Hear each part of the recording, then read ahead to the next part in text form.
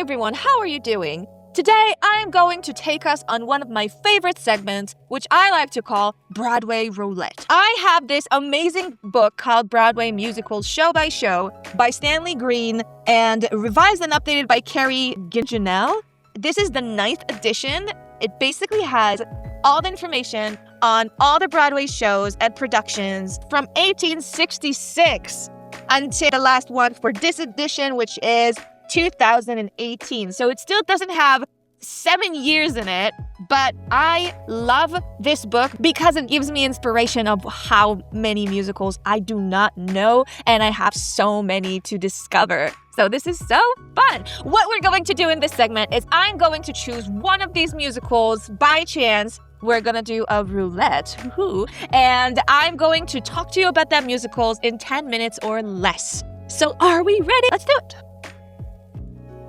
Okay, so we have 2 musicals that it actually opened on, and let's do the one that opened on this year, which is Anastasia. Anastasia! Let's do it. From a beloved animated movie straight to Broadway, Anastasia has captured so many hearts, and I love the fact that the fans are one of the reasons it survived so much on Broadway. So let's dive into it. Anastasia is probably a name that you've heard before, especially when it comes to animated movies. This film was released in 1997, produced by 20th Century Fox. It's a very well-known animated movie. Anastasia tells the story of Anya, an orphan girl who lost her memory and is looking for some purpose and to try and regain her childhood memories. She is in pursuit of reaching Paris, and then she meets 2 con artists who are trying to find Anastasia, the lost princess who is believed to be alive, and her grandmother in Paris is looking for her. Together they travel to Paris, and then they actually discover that Anya is the real Anastasia, and she is not a fake one, as they try to convey her. This whole story is based on the real family and the real Russian Revolution in the 1920s, and it's a beautiful story of finding yourself, finding your true identity, finding who you need to become and who you want to become. It's a beautiful story from the animated movie to the Broadway musical. The story of the musical is a bit different from the movie, and it switched its bad guys. Now the antagonist is Gleb, a Bolshevik general who is looking for Anastasia himself, and it just adds more to the Russian history and to the whole depth of the conflict in this musical. What they did is they basically made it more realistic, which makes sense because we are not an animated film, we are on a Broadway stage. It is important to state that the musical is set in the 1920s, so the whole vibe really fits that, and there are beautiful gowns and beautiful segments of that timing in Russia and in Paris, which are the 2 places that the musical takes place at. The music for the original movie, which is not a Disney movie, that's important to say, it's a 20th Century Fox movie, was written by Lynn Ahrens and Stephen Flaherty. They brought them back in order to write some more music for the Broadway musical. So we have 5 songs that are taken from the movie to the musical on Broadway, and they've added some more songs. This duo has written some amazing musicals, Once on This Island and Ragtime, and also their book writer, which is Terrence McNally. He also wrote it with them. So the 3 of them were conquering Broadway, which is fantastic. The Broadway production opened first at Hartford for a run outside of Broadway, and it came to the Broadhurst Theater.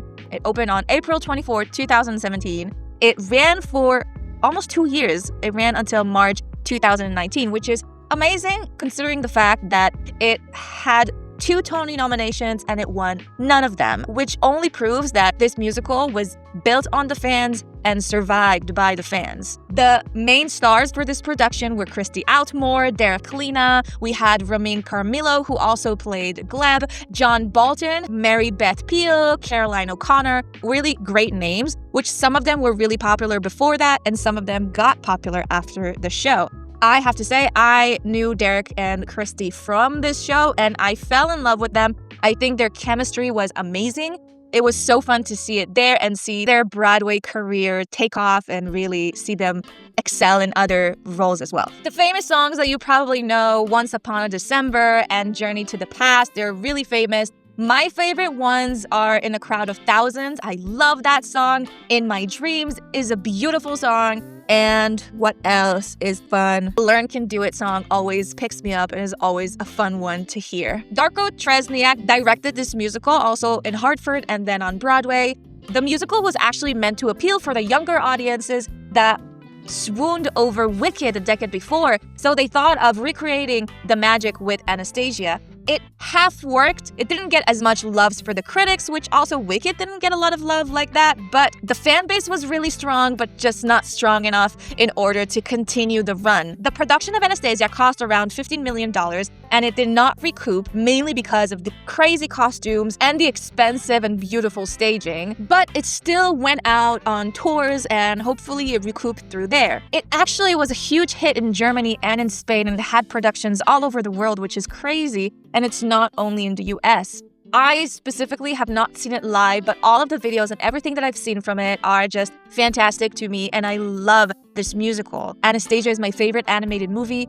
Seeing it live and seeing all the added depth is always heartwarming. I just love what they did with it. The critics had a lot to say, and it was very, very mixed. Some of them loved the staging adaptation, like most of the fans did, loved the magic coming to life, the adaptation and all the things that they added to it, the beautiful staging and costume, but some said that the music was lacking and just thought that the move from an animated film to the Broadway stage lacked and lost all of the magic of the film. You know, everybody will have their opinions and not all shows will get raving reviews, and sometimes the best shows get the worst reviews, but the fans speak with their feet. That's what happened in Anastasia. It survived for 2 years, which is so much considering the fact that it had no Tony wins and almost no nominations. I also love that this show is based on an animated film and it's really, really magical, but it also has a lot of historical grounding on it. It talks about the Russian Revolution and the family and like the myth around that. I don't know a lot about what really happened there. I loved hearing the story and hearing how much it meant to some people and seeing it live in a different perspective, which is beautiful to me. I always love when they do that. So that was a quick recap on what is Anastasia, how it started, everything that I've gathered on the show. Thank you for being me with this Broadway Roulette section, and I will see you on the next one.